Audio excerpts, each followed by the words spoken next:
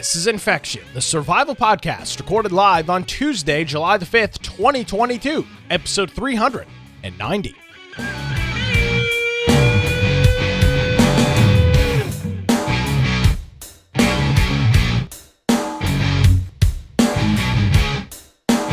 Hello, ladies and gentlemen, boys and girls, and welcome into another edition of Infection, the survival podcast. Infection is your source for the latest information on survival video games.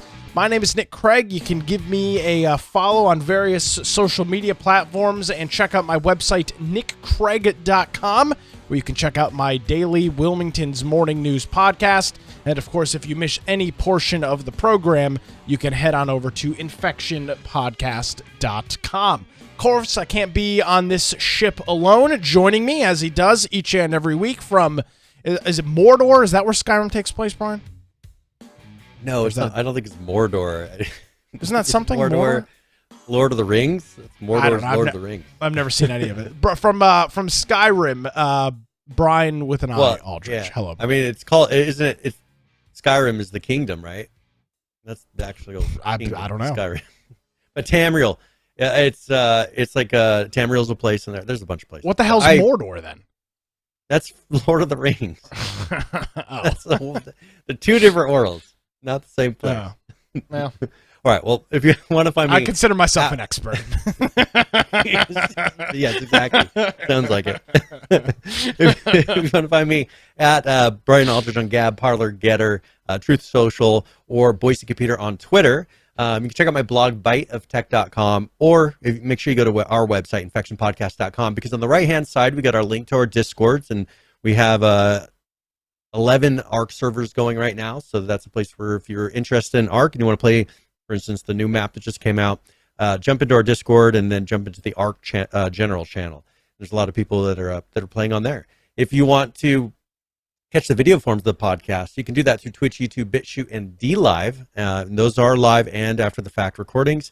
Also, we have our audio forms, but those are uploaded after the show is done. So if you're looking to catch us live, you need to do that through a video link. But if you are going to be listening after the fact, you can then go to the episode notes for that particular episode, and we'll have links to various articles, whatever we referenced that previous week or during the show, then it's going to be in there. So if you're listening, you can follow along with the video links, you can follow along with documents and things that we reference throughout the show. If you want to go, if you want to support us, there is a support option up top, or infectionpodcast.com/support, where Prime Gaming subs and Humble Bundle and all those things add up over time. Yes, sir. Absolutely. Glad you're back in action, Brian, after last week. So much better. Yeah, absolutely. How'd you have a nice 4th of July, a nice Independence Day? Yeah. So we were getting nervous about the baby coming, so we didn't end up going to my wife's parents' house, and so her mom came here instead, just because we had, she was having contractions all the day before, and so we weren't sure if the baby was going to come on 4th of July or what. Oh, that would have been cool. Yeah, and so we stayed close. Everything went smoothly, and she's still doing pretty good. So we are close, though. It is coming up. The baby will be here before. I mean, especially with week increments of shows. There are a limited number of shows that are going to happen before the baby's here. So. Yes, start your betting odds now in the chat. You can gamble your cans with the infection bot. I'm sure he'd be happy to. He'd be happy to take your money. All right, Brian. Let's get into a couple of things here to get started off. I'm super excited about this. I don't know why, but I want to talk about Microsoft and about the Xbox streaming app. We covered this. 3 weeks or so ago, maybe 4 weeks, 2 or 3 weeks ago, we covered this story about this big announcement that Microsoft, it was actually 3 episodes ago, it was back on 387. The Xbox announced that they were bringing their Game Pass streaming, and this is something we've been talking about for a while, directly to a smart television. A limited number, a limited set, the 2022 Samsung whatevers that they're going to be available on. And it was a June the 30th release date, so it was only a couple weeks after the announcement, and of course that date has come and gone. So I've got 2 different videos here. The first one, I believe, is Microsoft's official trailer. And then the second one is a YouTube video from just a guy that has one of these smart TVs, and he just goes through a little bit of the process. So let's play the trailer. We'll come back, and then I want to play a couple minutes of that video just to kind of look at the process. It's rather interesting. So here is the Microsoft trailer for the Xbox Game Pass on Samsung Smart TVs.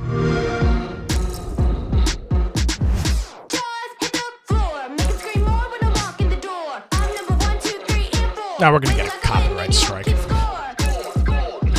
I know, that's how it always works. Yeah, it's fine.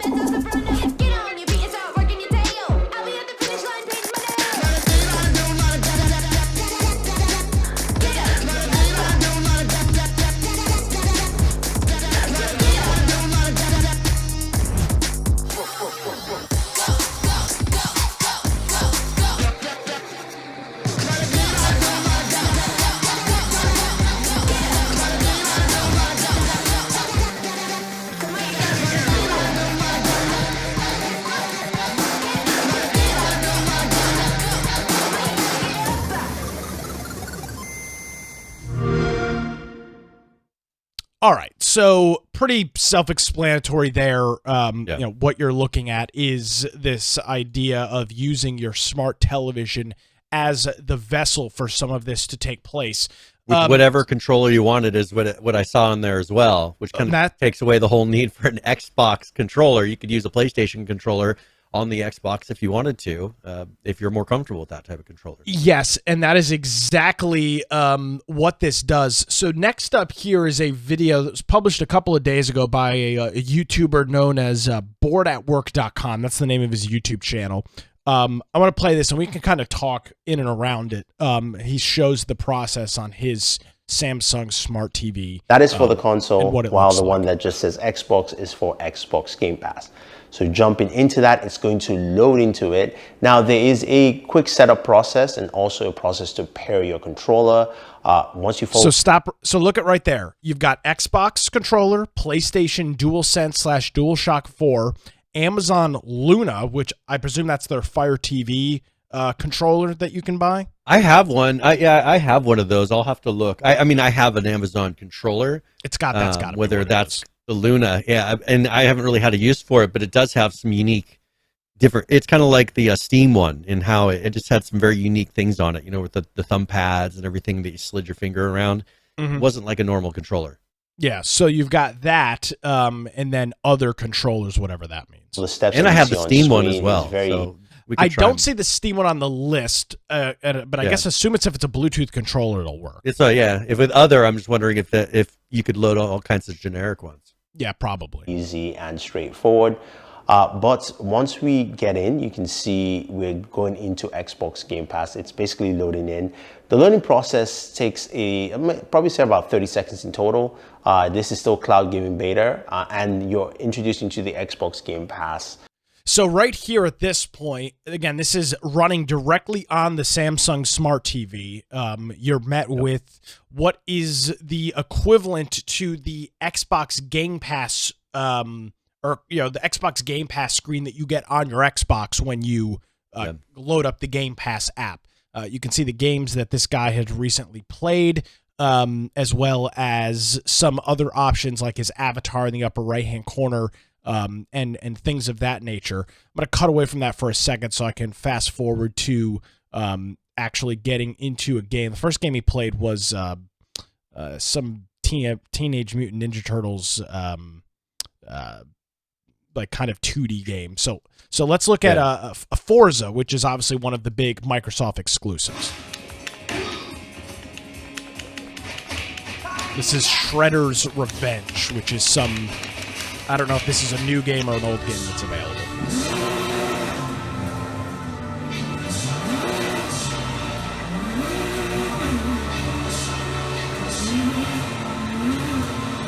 And I look at something like, for instance, when the new GTA 6 comes out. Yeah. It's going to be very difficult for them to pull it off on the current hardware where there's such a limit on the hard drive space. And for the performance, I think that here, there's not a limit on performance to any kind of console. They can provide you with the experience that you need to play that game exactly how it's meant to be played. So if GTA 6, if they're tuning it down for consoles, well, that's not even something they have to do, because if you go play the PC of any GTA game and then you play the console version, there's a huge difference graphically of what you can do between those two devices.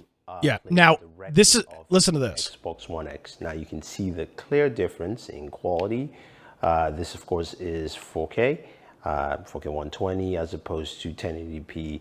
I think they're trying to aim for 60 there, not measured it, but giving you an idea of what it would look like against your console. Very different, much more fidelity you can see all around you. And if I press my home button, I don't quit. I actually can go home into my main Xbox menu.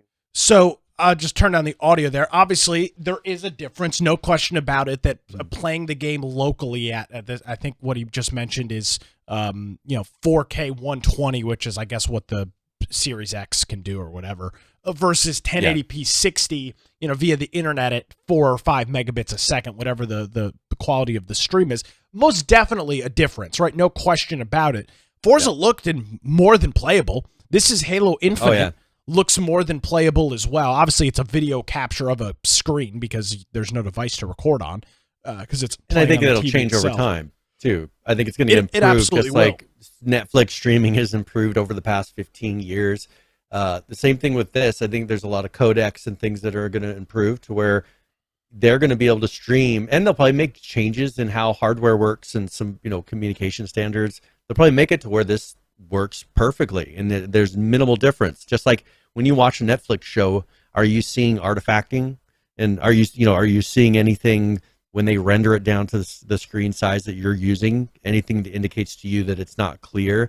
Well, that's possible through this, but it just depends how much hardware they want to throw at each individual connection. And I think right now they're kind of playing it safe. At some point, I would assume they'll keep turning that up to where it is close to a near physical version of the game, to where they're not tuning it down or not rendering it all the way on high or ultra settings, because I think that's more of probably what it is. Yeah, so that's a little demo of it. There'll be a link in the show notes on our website, infectionpodcast.com. The whole video is about 9 minutes, and he explains a little bit about it. Apparently that Teenage Mutant Ninja Turtle game, Shredder, is apparently new, relatively new. So that's another. It looks like the old ones, yeah. Well, it's also another. It's also another new Game Pass, another new game that's already on Game Pass streaming. The game's apparently been out about a month or so. So interesting to see. It's a very small market to start. These are very expensive televisions, at least for right now, that are available. It will be interesting to see if other models and other markets come online for this.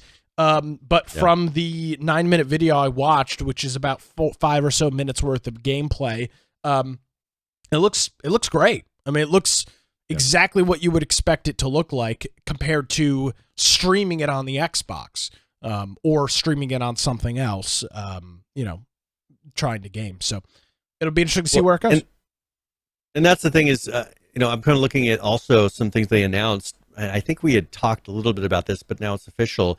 They're going to be adding the keyboard and mouse support to the Xbox Cloud Gaming. So it's also it's a very much a replacement for any kind of a PC if you're a person who likes to keyboard and mouse any type of game. One thing that we were talking about, how it wasn't quite the same between the hardware versus the streamed version. In here, they talk about direct capture, which is a feature that they're starting to implement. They're changing the APIs and everything with Microsoft to accommodate this, because they see this as the future. Well, so they have direct capture. They are Microsoft. Sorry, what right? you say? Yeah, that's what I'm saying. But they're making very big changes to the operating system and drivers and things like that to make it to where they can get these improved latency for these stream games. Because what they're saying that they should be able to reduce latency by up to 72 milliseconds just by using direct capture. And that's huge. That's huge.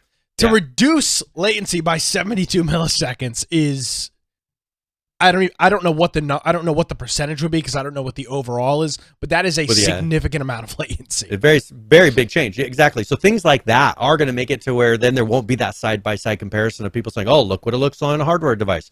Look what it looks like on streaming." Now that they haven't got HDR support in there, so if you're going to compare side by side, you would notice right away that there may be a visual difference because it doesn't have HDR enabled. But that's something that once they get that put in, I think they're trying to make it to where they don't have to make a hardware device for an Xbox, and they'll still have the service be strong with whatever new game comes out. And I think that's definitely the way to go. And I think it's going to work. I mean, that is very playable for your average player. And I think that's not good enough for Microsoft. I think they're going to keep pushing it until it's near perfect. Yeah, all roads as of right now indicate that that is the direction that we are heading. Now we wait and see what the adoption looks like, and if any other brands and manufacturers jump on board. So again, if you want to watch the full video, there are other videos online. Unfortunately, they're from like gaming outlets and blogs, which I don't care about. This guy was just some random, not a random YouTuber. I mean, he's got like 500,000 subscribers, but not somebody that is IGN or PC Gamer who had videos out. Just some guy shooting at his TV. So cool. All right. Well, do you want to talk about some Bethesda news? Kind of keep it in the Microsoft realm for a second. So first of all, Microsoft's game studio boss said that there's not going to be any more crunching at Bethesda. Now, I think press X to doubt. This is well, I mean, really, what it's going to come down to is them putting just a bigger buffer on the far side of the project, and so there's not going to be the crunch because the date that you're going to possibly get the game in your hands is going to be pushed out a month or two at least, and so that's the difference. They viewed it as it's not worth Kotaku writing about you for stupid reasons, and they claim that there's a change in culture now. But there's a problem here. Inherently, if I said, "Hey Brian, we're going to develop a game. How long is it going to take us?" And you say, "Nick, it's going to take 6 months to do it." And I say, "All right, let's give ourselves 7 months or 8 months to develop the game." Yeah.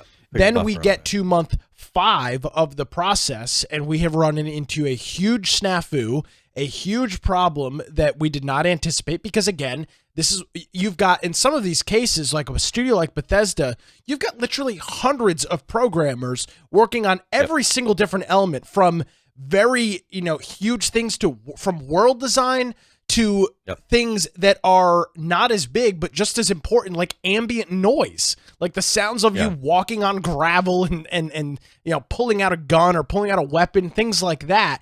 You've got such a swath of people that inherently bottlenecks do happen, problems are run into, roadblocks show up. So then this isn't done inherently. I don't think they say, "Hey, Brian, you asked me the question again, Nick, how long is it going to take to develop a game?" I say 6 months, you say, "All right, we're done in 4." I don't think that's what's going on. I think you plan with the best information you have at the start, and then as you get down the road, you realize that maybe this isn't the way. What I'm afraid we're going to run into, Brian, is no longer talking about release dates until we're about a month or 2 months out from a game.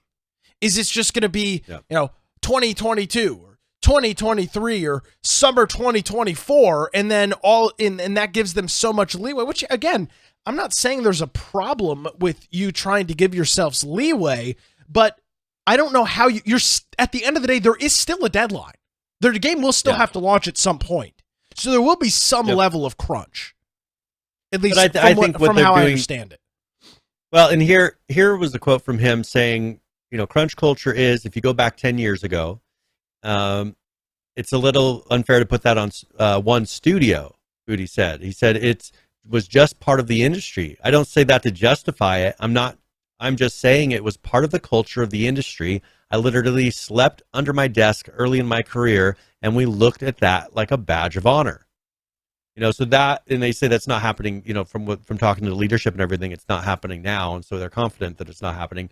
But that used to be the thing. And remember, I talked a week or two ago about this exact same thing, saying there's people, just because they want to be able to say that they worked for the Bethesda or did this project for the Bethesda, that are willing to do all kinds of things because they view it as a career move. Okay, well, that's what it is. I mean, if they can really deliver big and get awards for best sound design on a Skyrim or something, that's huge for your career. Yeah. And are you willing to put in a little extra time for that? Well, some people are, and if you're taking away that option, How are you going to find those superstars that have the ability to do amazing things in game design when you're making everybody follow all the same watered down rules? I'm just being honest. When you're not allowing them to really shine, and someone letting them put in the extra hours if they really, because it's not all about their bosses saying it has to be just like this. Some of those people are perfectionists, or they want to make a name for themselves, so they're willing to put in extra time to make sure they deliver exactly what they envision, not what their boss envisions or what they think the player's envisioning. I think that it's kind of unfair to do that to them and not give them the option to do this if they want to, because you're saying, oh, you're not allowed to work overtime on a game that you're, for some people, this is passion. What they're doing is they're very passionate about. I don't see, they keep trying to frame it as such a negative thing. And I'm not a big fan of forced, crunch, where it's just kind of guaranteed that it's going to be crunch and there's no way that you can get around that. But I don't think you should take away the option of them staying if they want to work extra hours on the project. They have the ability to. Just don't make any of it required. Now they're worried that I think it'll become a bullying thing of an expectation or something like that. That's the culture that you have to work against. That's you don't cut it off at the knees and say you can't do anything. You look at what's the negative aspects of it and you prevent those things from happening, rather than saying the whole thing is bad.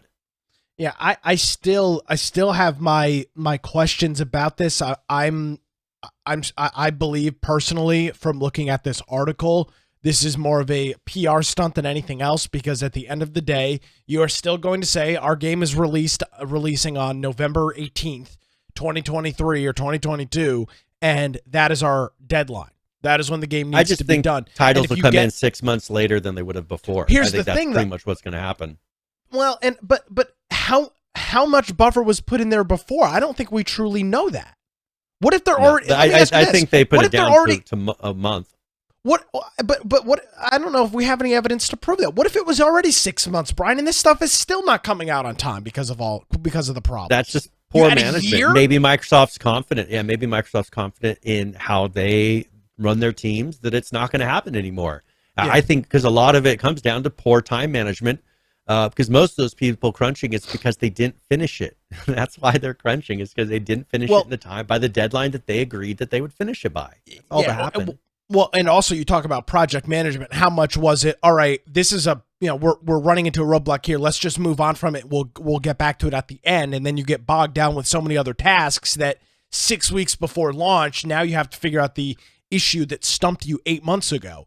And how much of it is that? And you might be right. Maybe this is a leadership thing, because again, I don't think that anybody truly enjoys. Now, I will say there is an element of crunch that is adrenaline inducing, and if you're a good worker, is great. Some people thrive in that environment. I tend to thrive pretty well in high pressure or crunch situations.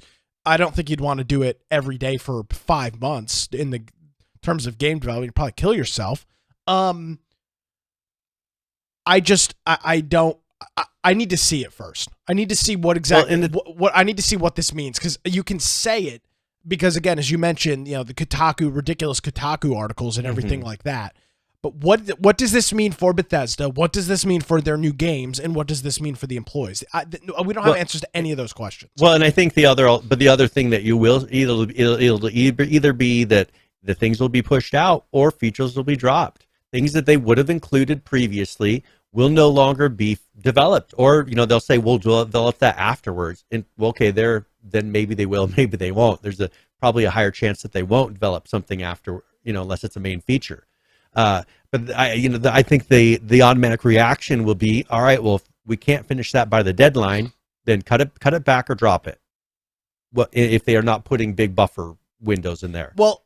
So expect that in games too. Expect it to where if you don't expect them to crunch at all, any of the departments to crunch, then that means some people won't deliver on what they're trying to give to the producers. I agree with you, and that has its own problems within itself. Yeah, because now you're dealing with complaints from you've got two customers as Bethesda. You've got your internal customers and your external customers, your employees and your vendors and everybody like that, and then your outside customers, the people that are buying your product. So you have now done this to benefit your internal customers, which is great. You should take very good care of them.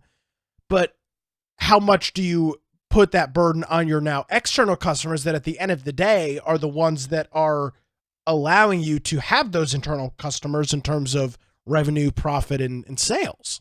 That is, those two things cannot be different. There has to be some correlation between those, at least from my vantage point. Look at Ubisoft. If you look at the Ubisoft trailers, what they're famous for is they will create the theatrical trailer that they put out before the game is finished.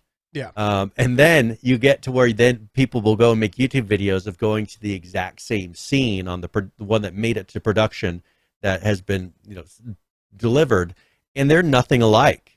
You've got on the original ones, they've got super high detail, reflections are perfect, the crowd's super full, and then you get to what they actually ended up delivering to the producer of the game, and there's kind of same thing as what Cyberpunk ended up doing. You have what they kind of envisioned and all the super full world, and then what it really was. That's what most of those Ubisoft games are. And it's, they have what they could deliver you if they had as much time in the world, and that's pretty much that cutscene video. And then they have what they had time for, which is what you ended up getting in your game. And I think it's very common.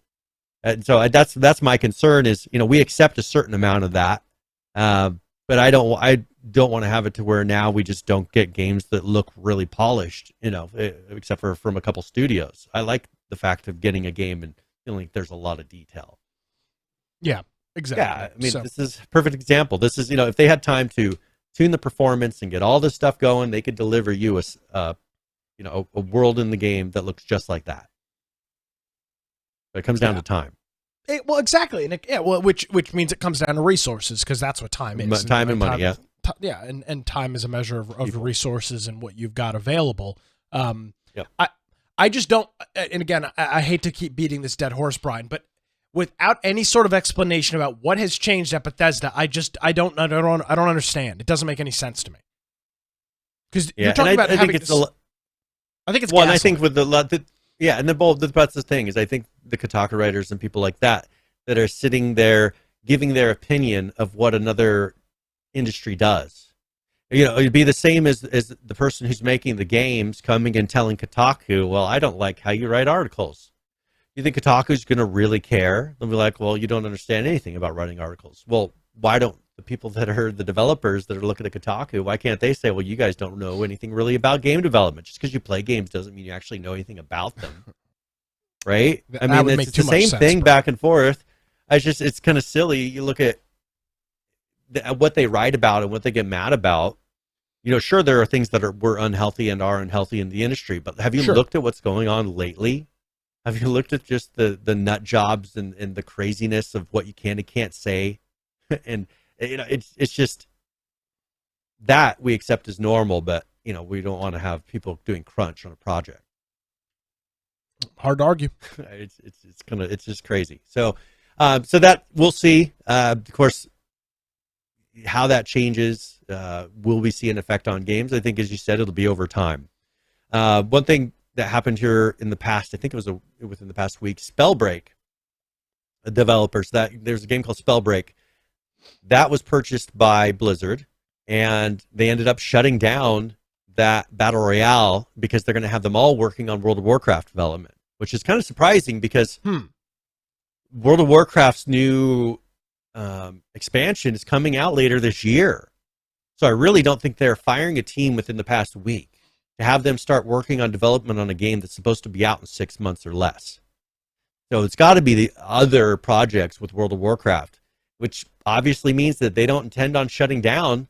They Kotick got renewed, and I mean, you've got all these things happening that doesn't seem to fall in line with all the things we've heard over all these blogging platforms. They haven't talked a lot about World of Warcraft, but they sure are doing stuff with it. They're putting out new expansion and making bigger teams. So I didn't play the other games, so I can't really say whether this is a loss. Obviously, they didn't feel like it had enough players if they shut it down, but they liked the work of the employees. So they got taken over, and so another one is the Overwatch 2. I saw something from PC Gamer, and I wanted to get your opinion on this, Nick. Oh, sure, Brian. Overwatch Please. 2 removed hostile architecture from new map at fan request. What do you think hostile architecture means? Hostile architecture. Yes. Was it a certain development was it a Russian? That's the big thing. Was it Russian? Was it based after Russian architecture? No, surprisingly nothing to do with Ukraine. Okay, Russia that's, I don't know. That would be my guess. Something Russia or geopolitical related. So in a train station type of place, okay, they have a bench with armrests. Yes. They view the armrests as hostile. Do you know why? Why? Because people are too fat to sit in them? No, because homeless people can't sleep on that bench. Are you shitting me? That they see. Yeah. No, I'm not. So this is why they removed the armrests from the Overwatch 2 bench. You know what's pretty funny is so the homeless Overwatch 2 people can sleep on them. You know what's pretty? Yeah, the homeless people that have all of their discretionary cash to spend $70 on Overwatch. But why don't they just make the game free? I know, because that how's the homeless person supposed to play? Yeah, and they also should provide them with internet, just to make it fair for everyone. Don't you love the byline for this article? A small change, but a welcome one. Yeah, I mean, first of all, my wife and I were talking about this. We're driving today, and I kind of asked her about this, and we drove past a bench in Boise that had armrests on it. Yeah, every city puts those in so homeless people don't sleep on them and loiter. And she's like, well, there's nice grass right next to the benches. Why don't they lay on the comfortable grass instead of trying to lay on a metal bench? But here, and she said, those are not made for sleeping on. They are made for citizens to sit on and to, take it easy and relax for a little bit, not for sleeping. Those are not beds. And here in Boise, there's plenty of places to sleep. Not on a park bench. But I think it's important to look at some of the context here, because I do, Brian. Contrary to what people think about me, I'm some crazy, racist, misogynistic bigot because of my daily job. But I generally do try to understand where people are coming from. So I like to have a well-rounded view, and it helps me when I'm making points and trying to articulate things. So the person that was all pissed off about this is somebody that is part of Watchpoint Pride, which is listen to this. This is how small of a community we're talking about. This Watchpoint Pride group has 1,800 followers on Twitter, and it is an LGBTQ plus content creator network for the Overwatch community. Mm-hmm. An incredibly narrow group of individuals to start. So this person, this Clear Together person who has 2,000 followers on Twitter, who creates stuff for this and is also part of the Overlore podcast, a podcast account that has 100 followers on Twitter, was tweeting about this. And this is the tweet from, let me make sure I get the pronouns correct. It does not say she/her. So she/her, by the way, she's the same age I am, so that's great. But this is the tweet about this event that took place, or rather these benches. Thank you so much to the Overwatch team for deciding to change this. Don't have a problem with that at all.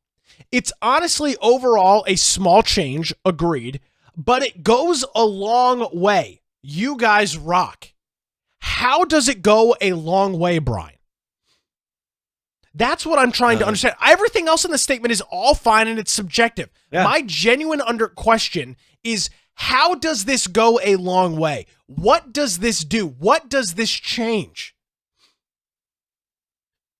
They're trying to change people's perceptions, perspectives, the way people think about everyday things, to make it to where anything that limits you in any way, well, certain people in any way, is just bad. They don't want any limits, because the fact that you could say, well, you have the right to sleep here and not here. That's what they're mad about. Of course, look at all the other things they're trying to control. I saw a meme where, it was talking about, my body, my choice. They were having a my body, my choice convention, but then they were going to be checking for vaccine. Yeah, you had your vaccination status on the way in the door. Yeah. Are you guys stupid? Yes. I mean, honestly. Yes. Do you listen? You're worried about this. How about there are certain places where they don't allow them to like lock bathrooms and do all these things because of all the drug use happening. Is that hateful? I mean, the fact that they have these things that don't allow people to shoot up inside of public restrooms, and they have to build them all a certain way so people can't go in there and lock themselves in for drug use. But Brian, I mean, does that mean? Brian. Yeah, yes. You're talking about the real world. We're talking about a fucking video game, Brian. Yeah. We're talking about virtual benches in a video game that is in a train station inside of a building on Virtual a New single York, overmatch, on a single Overwatch 2 map. That's it. We're not talking about policy. We're not talking about actual things we're talking about bullshit. I think that's the context that I don't understand, is this goes a long way. How? It slowly changes your world so that you will look at it someday and say, well, why is there a armrest on the park bench in my city? That's so mean. That's what they're hoping for. I mean, maybe and here's the thing.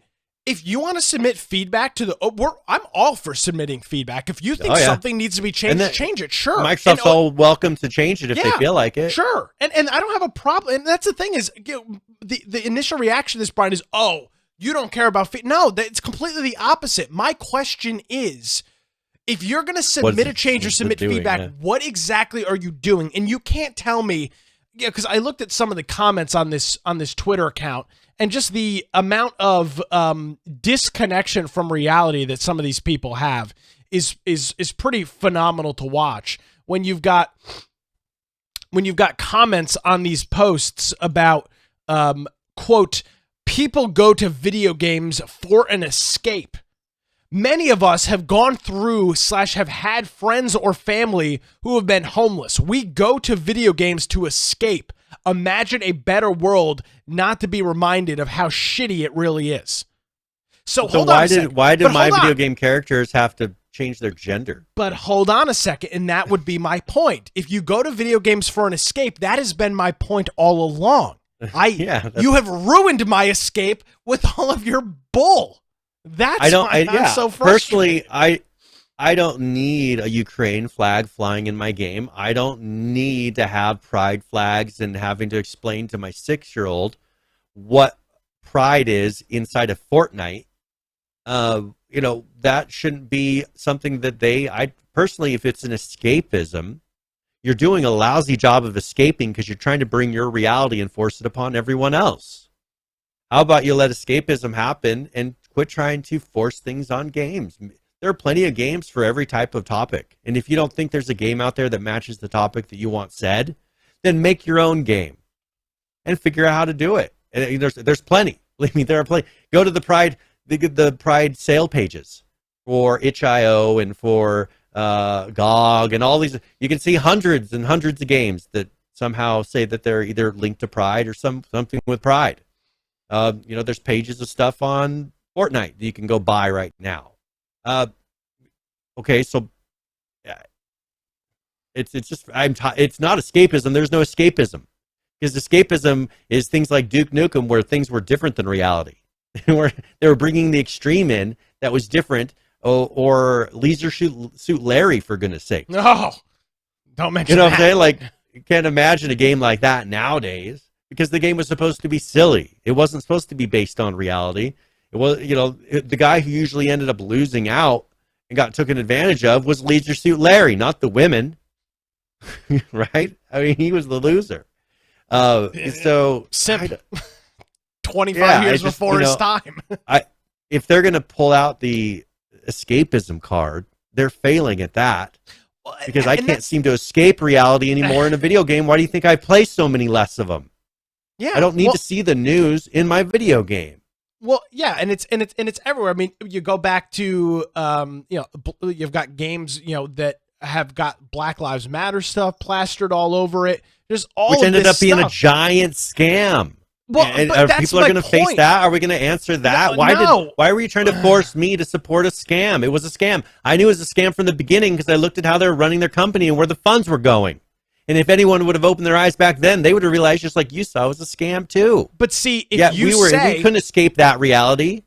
But if you had said, like we did at that time, I want to escape real life, I want to escape reality, and I'm going to do it through this video game, they would call you a racist for not supporting Black Lives Matter. So it just goes back to something very simple, Brian, is that in all of this, and unfortunately this is what this show has turned into because of the inconsistencies, is there is no level playing field that these people will play on.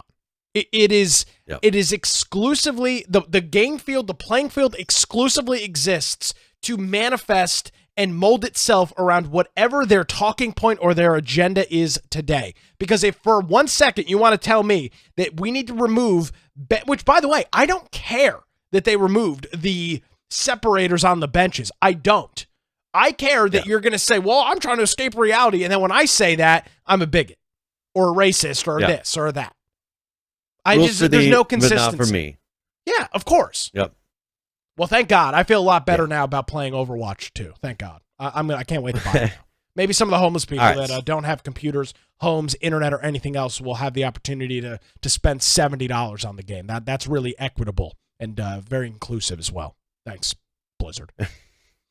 I had an experience with a homeless person around here when I did my computer consulting company, and I had one come in. And he brought his phone in because he had his cell phone that he used. I think it was a BlackBerry, and he wanted to hook it up to a printer so he could. So he wanted to hook it up to a printer because he wanted to watch porn and get nude pictures, and he wanted to print them out. Oh, this homeless man wanted to be able to print out on his printer pictures of naked women. You mean on your on the government cell phone that he's been given? Thank you, Obama. That was my experience with the homeless person, and it was kind of creepy. He wanted me to set that all up for him. Well, that's not very equitable of you, Brian. Thanks. I know that was my experience, but so listen, we talked about Ubisoft a little bit ago. I mentioned them. The Ubisoft CEO, he was talking about how he had cut $300,000 out of his salary because of poor fiscal performance. But he took a victory lap. But they have hired women, so he's saying that's a benefit. But they're doing so poor fiscally that he's having to take almost a $500,000 cut in his pay. But you know what? They have hired women this year, so that doesn't matter about them losing resources. Not being able to pay all their bills. This is pretty staggering. They saw a 14% drop in operating profits, which is a lot. And you would think, okay, well, that's sales. Drop. But that's only 5% in sales. Yes. So where's the other 9% somewhere coming from? How could you have that big of a drop in profit? Yeah. Huh. Yeah. So, this is where... Go ahead. I was going to say that, they're saying that this is the best-in-class governance that they have now. And they had an increase in hiring women in both development and leadership sectors, and promises ambitious plans to continue building a more diverse and inclusive organization. Because they're trying to get past all the mismanagement, sexual harassment, and racism claims that have happened previously. But all those changes, those hires that they're doing now, not based on qualifications, are really helping because that mysterious drop in profits. I mean, I can't imagine where that came from.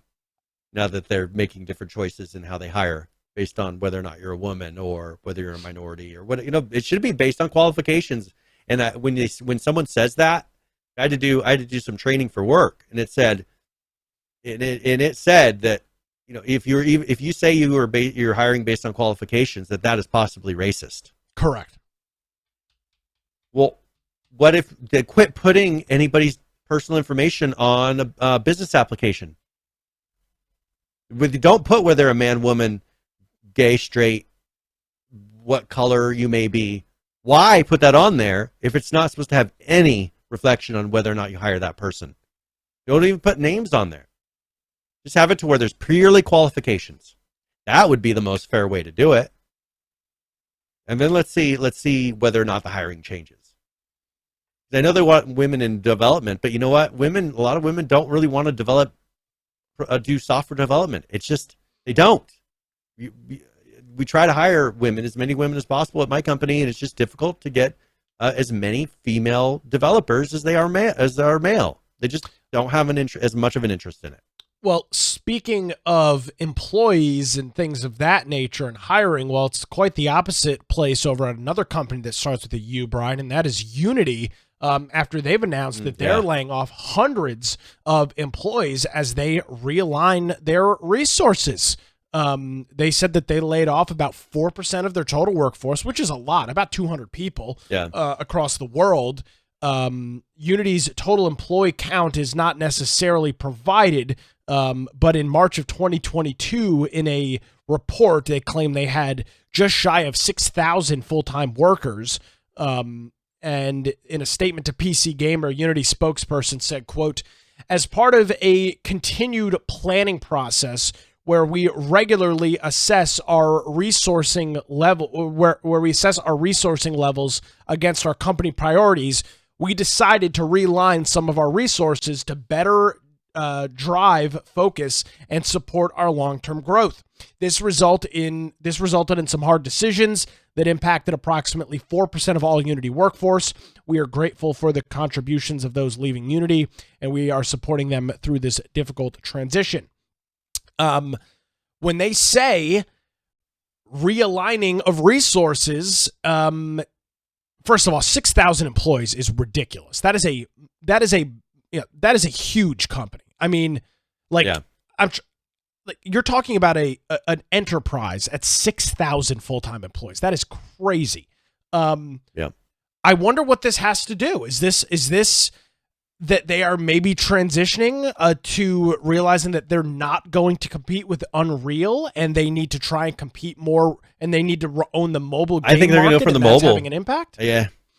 I think right now there's a couple things that we have to look at. First of all, the economy is just in the tank. That has to make an effect on what people are willing to spend. I said to my wife yesterday, I felt like there would be less fireworks happening, the big fireworks going in the sky because the economy, people are choosing between, do I want to have meat on the table or do I want to have, big fireworks? And they're going to choose having some food right now. And I think that there's a big effect and whether or not they have enough money to put gas in their tank, to drive somewhere, to drive to work or whatever they need to do. I think that's one part of it, is actually trying to be ahead of it so that you don't lose your company because you didn't plan ahead and you didn't plan your resources wisely when maybe they're not going to be making as much money next year and they see it. But also I think they don't currently have a way to compete with Unreal Engine. And I think they're going to lose out on the console games and the PC games, because if you can present something and you're going for a realistic game and you just side by side compare the two, there's not a comparison. But when it comes to the mobile market, they are very competitive against. I think they're even better on the mobile market than Unreal is. I think that. But put things towards mobile. That's where their money's going to be. I think they're going to see many less people, many big companies moving away from Unity when it comes to something that they need high clarity visuals on. Yeah, and again, for a period of time, there was this very close. Neck and neck with these two. Yeah, I mean, I'm not sure how neck and neck it really was, but it was significantly closer than look at Rust. I mean, you look at Rust and how well I always have to remind myself about Rust. Yeah. Visually, Rust does very close to a lot of because a lot of people. The problem is the type of games that are made in Unity, and so you kind of get that. That's what Unity looks like. Well, Rust shows that you can have very good, and performance-wise, it's not great, But it's something that visually they got a very unique look out of the Unity engine, and so it's capable of it. But if you looked at how much work the Rust development team has had to make to put in the features for the ocean physics and all the visuals and the things that they're trying to do with the large open world, where Unreal Engine has said we're going to make we're going to make ours very open world friendly, and they kind of expressed that that's the direction they're going. Well, I think they kind of realized a lot of those companies are going to go that way if they need to pick an engine today. And they're probably not going to pick Unity, because what has Unity really showed when it comes to their desktop and console version of the engine? What have they really showed lately that stands out? And Unreal has had a lot more because of these companies putting out these really cool looking games visually.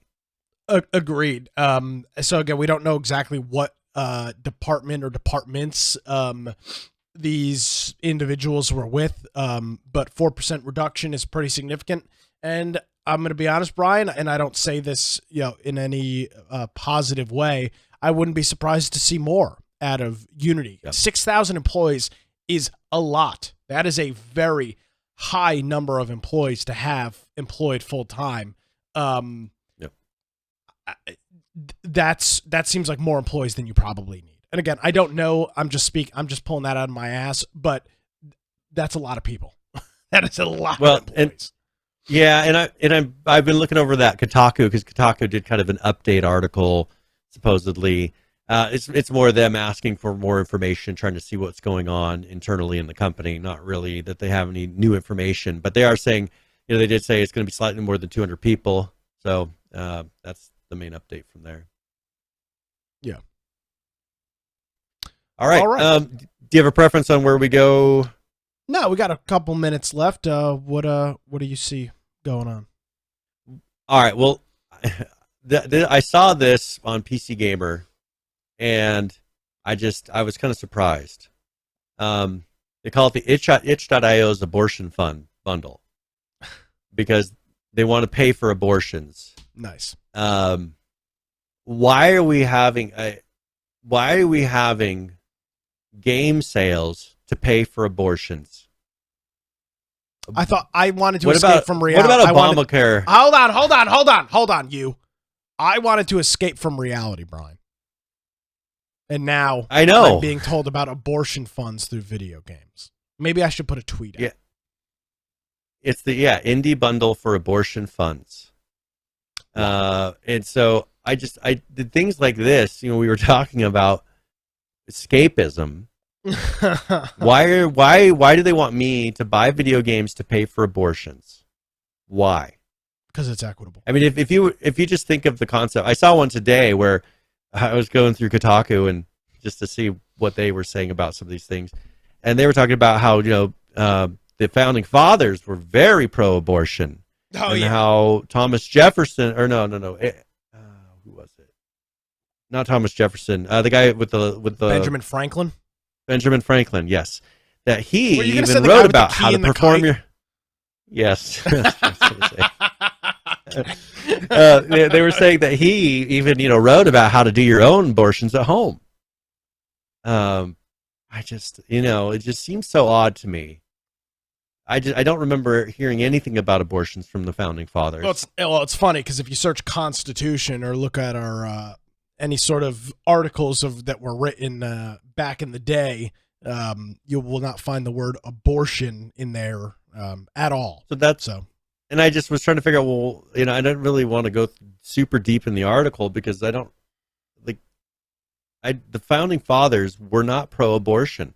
They didn't write about abortion. They didn't talk about abortion. I just found it's very odd. And then seeing this bundle, it's just like, where in the world are we with the computer gaming industry? This is the culture that they've created online with the computer gaming industry, and you don't think we're going to have some messed up kids in the future with what you're trying to say is normal in their faces? And it's just pretty insane. This is a pretty crappy deal for $10, I'll say. There's nothing on here. Well, but, as long as it says a bunch of low quality I mean, there's a few. I mean, maybe is there any? I mean, I don't think so. AAA, but A-level games, B-level games. I mean, the first game, the third game on here they've got is called Desktop Goose. I think it walks apparently around, the game is already free. Apparently. Oh, well. And now supports Mac OS. I mean, this is the game. Oh shit. So he walks around on your desk. It's like what's that old one? Like you had paperclip, but then you also had that big purple ape. You remember that? It would sit on the lower right hand corner and would like talk to you. That's like what this is. This is the third game that's on their list. Yeah, Desktop Goose. He messes with your computer desktop. Apparently, and it's already free. So I mean, yeah. So, anyways, this is kind of stuff that now, when you go to gaming blogs, this is what you see, and it's very sad, and the things that they write about and say are important, and then you turn around and look at what they actually think is important. In the misscript, they don't have any clue what the whole Roe versus Wade thing is even about, or what it means for their local states. It doesn't mean that all of a sudden there are no abortions. 81 of these games are play in browser games. How can you buy those? Probably because then you get a link to their website or something. No, this one is free. Or maybe it's an SWF file. This is one of the games.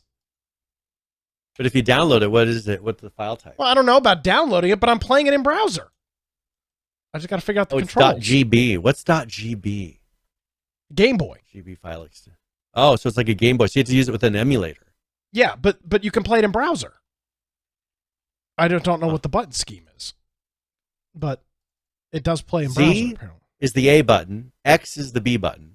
Oh, does it say it right there? Enter is start. Okay, hold on. Let me refresh this then. Run game. So is this a dating simulator for robots? No, this is a bowling game.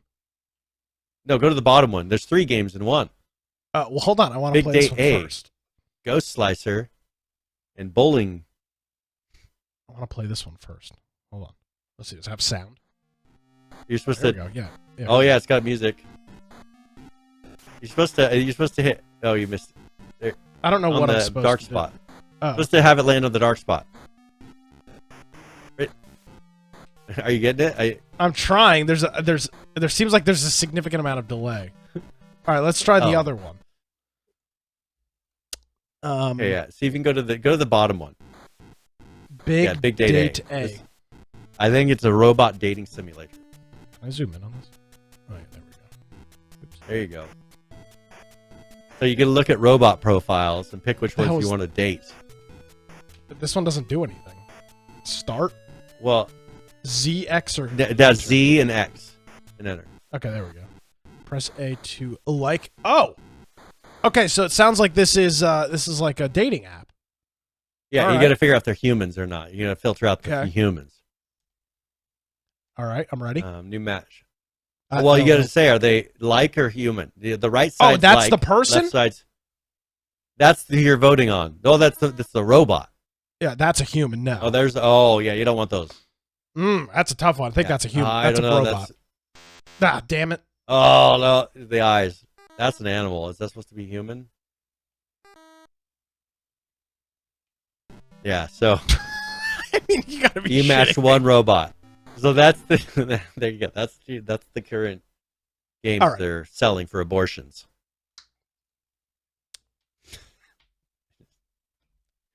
All right. Anyway, it's been a minute since we've played a game on the air. Yeah. So don't tempt me, because I'll sit here for the next 6.5 hours and we'll just look at all of these. Oh, there's a fishing game. Playing the abortion games is we're gonna do. There's a couple. Yeah, look at there's another one I'm playing. Here, look at this one. It's some sort of fishing game, Brian. Press enter. Yeah, I like fishing games sometimes. Okay, I pressed enter. Z and X steer. Yeah, but the arrow keys hook, and then the space will release it. There you go. Oh. Coin. Oh, I guess I'm not supposed to. I'm supposed to touch that big thing. All right. There you go. So I don't you want to gotta avoid that. that big. You don't want to touch the sun in the water. Ooh. Oh. There's the fish. You got this. No, shoot. Oh, and then I got fireballs. Gotta move your... I mean, this is ridiculous. Brian, where can people find you? Where can people find? Wait. I have one more thing. I have one more thing. Okay. All right. So the FCC commissioner has told Google and Apple that they need to pull TikTok from their app stores because Chinese-owned social media platform has been handing over U.S. citizens' data to Beijing. I can't imagine. I didn't know anything about this possibly happening in the past. It's not like we have. I felt like I should have been informed. I felt like if I would have known that TikTok was selling my data to China. Not selling it to China. They are China. Oh, they are China. There's no selling going on. And I don't remember people, if they want to have a little bit of remembrance, this was one of the things that was about to take effect right before the election. Yes, it was. And then when Biden came in, it fell through the cracks. And now they're realizing, it only took him a little while of letting his citizens' data be stolen. Even though they knew this was a reality. But this is Gizmodo writing about this. Not being very attacking of the commissioner or anything like that. But I remember when Trump said it, that Gizmodo and Kotaku and all these people hated the idea, and it was so xenophobic, racist, and xenophobic to be able to say that China was trying to steal people's information and to encourage kids to do things that were actually pretty dangerous through an app. Anyways, I thought I would bring it up, in case people didn't remember the couple years ago when this was a big deal and then nothing happened with it because, it was hateful. And now, it's okay. We can go ahead and get rid of them now because a Democrat's saying it. So, anyways. Great. If you want to, is there anything else? Not really anything else to say. Just a little hypocrisy here. I'd point it out once in a while. But it's greater than that, Brian, because this isn't some stupid hypocrisy about some stupid park bench in a fake video game like Overwatch. You're talking about something that's got serious real world ramifications, like arguably our biggest adversary in China having mined millions, hundreds of millions of gigabytes, if not petabytes of data on U.S. citizens to do God knows whatever they want with. I mean, you're talking about something that's got some very serious ramifications. But, God forbid. And so the FCC Commissioner Brendan Carr said it has in a blistering letter Wednesday that the Chinese company has proved it can't be trusted with the information users give it. Oh, wow, really? It should be bundled up and tossed out the airlock. That sounds very hateful. China's untrustworthy. Interesting. Gotcha. Can't imagine that. I mean, they're finally coming around. So anyways, if you want to find me, at Brian Aldridge on Gab, Parler, Getter, Truth Social, or Boise Computer on Twitter. You can check out my blog, biteoftech.com. And, of course, if you go to our website, infectionpodcast.com, make sure you join our server on Discord because we've got ARC servers there. We've got a politics channel. We have a news channel. Maybe there's a topic that you think we should be covering that we're not. Or maybe you want to have some input into the next episode. Go ahead and leave a link in the news channel. We'll review that for the live show. If you want to watch the live show, you can do that through Twitch, YouTube, BitChute, and DLive. Or you can go to the uploaded after the fact version on our podcast. And if you are going to be doing that, we will have show notes uploaded for that particular episode where you can follow along with videos and articles and everything that we reference throughout that particular episode. You'll have access to it with a nice little video and audio player on that page. So appreciate if you want to show your appreciation, you can do that through the support tab up top or infectionpodcast.com/support, where we appreciate all the support that people do give us. So. Yes, sir. Absolutely. Greatly appreciated the support from everybody as always. All right, Brian. Well, I guess I guess we'll do it again next week. I guess is all I can say. I'm at a lot. Our last couple of stories have really left me at a. I'm sorry. I don't like to leave really people left me at a loss of words. It's not depression. It's just every once in a while you see something and you're like, huh, how do I process what I just saw? That's kind of how I feel after our last couple of stories. Well, so Brian, thank you very much. I remember all the articles that we read at that time about the exact same topic, and they were framed very differently. Of course. Now it's a great thing. Don't worry, kids. China's your best friend. All right, Brian. Thank you very much. Yeah. We'll see you next week. Yeah. You can be my best friend by heading on over to nickcraig.com and downloading the Wilmington's Morning News podcast. You'll find live local news and talk about ongoings in the state of North Carolina. Also some national news peppered in there as well. You can check that out over at nickcraig.com. If you missed any portion of this program, maybe you want to watch that video of the Xbox Game Pass on a Samsung Smart TV. Head on over to our website, infectionpodcast.com, where you can check out show notes, videos, links, all of that fun stuff. Thank you so much for joining us, everybody. Have a great week. We'll see you next time.